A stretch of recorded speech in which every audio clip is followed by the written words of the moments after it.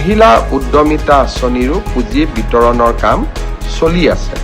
অহাকালি মই বিশ্বনাথ চাৰিআলিত যাম আৰু মহিলা উদ্যমিতা আঁচনিৰ পুঁজি বিতৰণ কৰিম। ঠিক সেইধৰণে তিনিচুকীয়া আৰু ডিব্ৰুগড় জোনাই এই তিনিওটা সমষ্টিতে মই এই 10 তাৰিখৰ ভিতৰত যোৱাৰ বাবে পৰিকল্পনা কৰিছোঁ, যাতে বিশ্বনাথ, তিনিচুকীয়া, ডিব্ৰুগড় আৰু জোনাই এই চাৰিওটা সমষ্টিতে মহিলা উদ্যমিতা আঁচনিৰ পুঁজি 10 তাৰিখৰ আগতে আমি বিতৰণ কৰিব পাৰোঁ। সমান্তৰালভাৱে আমি আন সমষ্টিসমূহতো এনেকৈ মহিলা উদ্যমিতা আঁচনিৰ পুঁজি বিতৰণৰ কাম আমি হাতত ল'ম। অসমৰ 30 লাখ অৰুণোদয় হিতাধিকাৰীয়ে 7 তাৰিখে 1250 টকাকৈ নিজৰ বেংক একাউণ্টত লাভ কৰিব। বহুদিনীয়া প্ৰতীক্ষাৰ অন্ত হ'ব।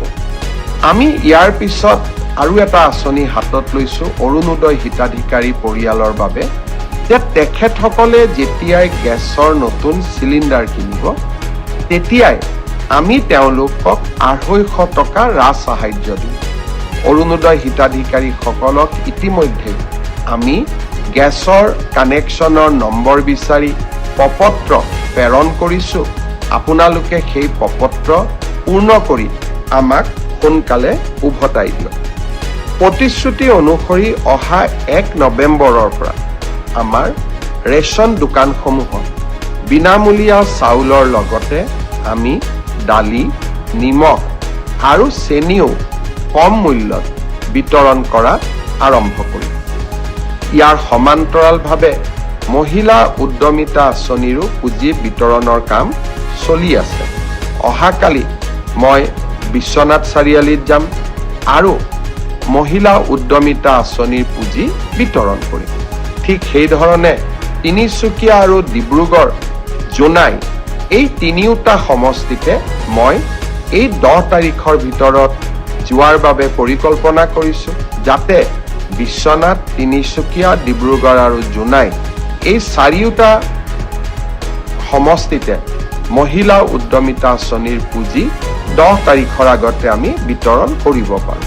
সমান্তৰালভাৱে আমি আন সমষ্টিসমূহতো এনেকৈ মহিলা উদ্যমিতা আঁচনিৰ পুঁজি বিতৰণৰ কাম আমি হাতত ল'ম। শ্ৰদ্ধাৰ ৰাইজ, অসমৰ চাৰিওফালে উন্নয়ন আৰু বিকাশৰ এটা নতুন বাতাবৰণ সৃষ্টি হৈছে। আমাৰ ৰাজ্যখন আজি ভাৰতবৰ্ষৰ শক্তিশালী ৰাজ্যসমূহৰ ভিতৰত এখন অন্যতমত পৰিণত হৈছে। কিন্তু আমাৰ ৰাজ্যখনৰ এই বিকাশৰ গতিয়ে কিছু মানুহক যেন ঈৰ্ষান্বিত কৰি তুলিছে।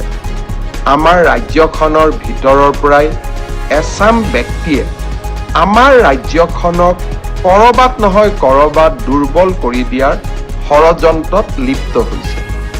মই অসমবাসী ৰাইজক আহ্বান জনাম, আমি আমাৰ জননী জন্মভূমি অসমখনক এখন সৰ্বাংগ সুন্দৰ আৰু শান্তিপ্ৰিয় ৰাজ্য হিচাপে ৰাখিবই লাগিব। অন্যথাই আমাৰ ৰাজ্যখনত এই বিকাশৰ গতি স্তব্ধ হৈ পৰিব। যোৱা ফেচবুক লাইভত মই এটা কথা উল্লেখ কৰিছিলোঁ যে আমি সকলো জুবিন গাৰ্গৰ অনুৰাগী।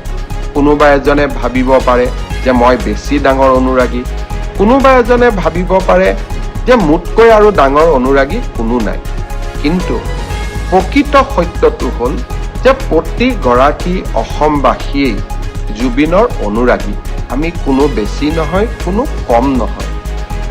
আৰু বহু ক্ষেত্ৰত মই ভাবোঁ যে জুবিনৰ মৃত্যু, জুবিনৰ হত্যা, জুবিনৰ মৃত্যু, জুবিনৰ দুখজনকভাৱে জুবিন আমাৰ মাজৰ পৰা আঁতৰি যোৱা, এই ঘটনাই প্ৰতিজনকে কৰবাত নহয় কৰবাত আমাৰ অন্তৰ আত্মাক আঘাত দিছে।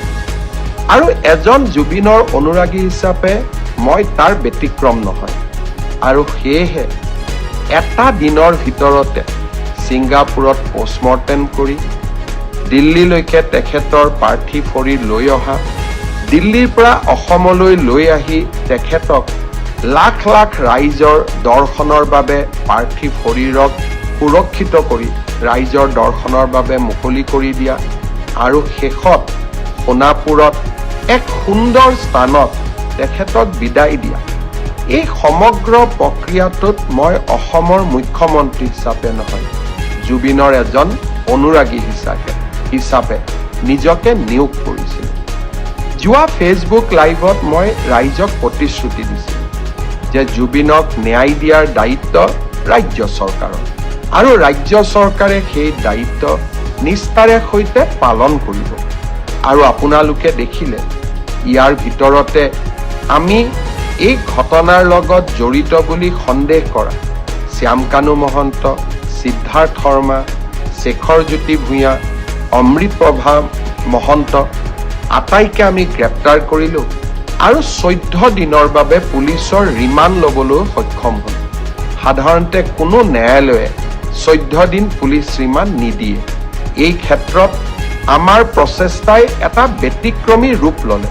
প্ৰথমবাৰৰ বাবে আমি কোনোবা এজন অভিযুক্তৰ বিৰুদ্ধে 14 দিনৰ পুলিচৰ ৰিমাণ্ড ল'বলৈ সক্ষম হৈছোঁ। যিসকল অধিবক্তা আছে তেওঁলোকে জানে আদালতে 3 দিন 4 দিন কৰি ৰিমাণ্ড দিয়ে, কিন্তু একেলগে আমি 14 দিনৰ ৰিমাণ্ড ল'বলৈ সক্ষম হ'লোঁ। এতিয়া আমাৰ অপেক্ষা ছিংগাপুৰত থকা অসমীয়া লোকসকলে যাতে আমাৰ তদন্ত প্ৰক্ৰিয়াত আহি সহযোগিতা কৰে আৰু তেখেতসকলে যদি এই তদন্ত প্ৰক্ৰিয়াত সহযোগ নকৰে আমি তেখেতসকলৰ বিৰুদ্ধেও আমি কঠোৰ হ'ম। বহুতৰ প্ৰশ্ন আছিলে যে ছিংগাপুৰত পোষ্টমৰ্টেম হ'ব, ৰিপৰ্ট পাম নে নাপাম। যোৱাকালি জুবিনৰ পত্নী গৰিমা গাৰ্গৰ হাতত আমি ছিংগাপুৰৰ পোষ্টমৰ্টেম ৰিপৰ্টটো তুলি দিছোঁ। গুৱাহাটী মেডিকেল কলেজত হোৱা পোষ্টমৰ্টেমৰ ৰিপৰ্টো অহাকালি আমি জুবিনৰ পত্নী গৰিমাৰ হাতত তুলি দিম। পোষ্টমৰ্টেম ৰিপৰ্টটো গুৱাহাটীৰ পোষ্টমৰ্টেম ৰিপৰ্ট ৰাজহুৱা কৰিব নকৰিব সেই সিদ্ধান্ত আমি গৰিমাৰ ওপৰত এৰি দিম। আমি গৰিমাৰ ওচৰত বা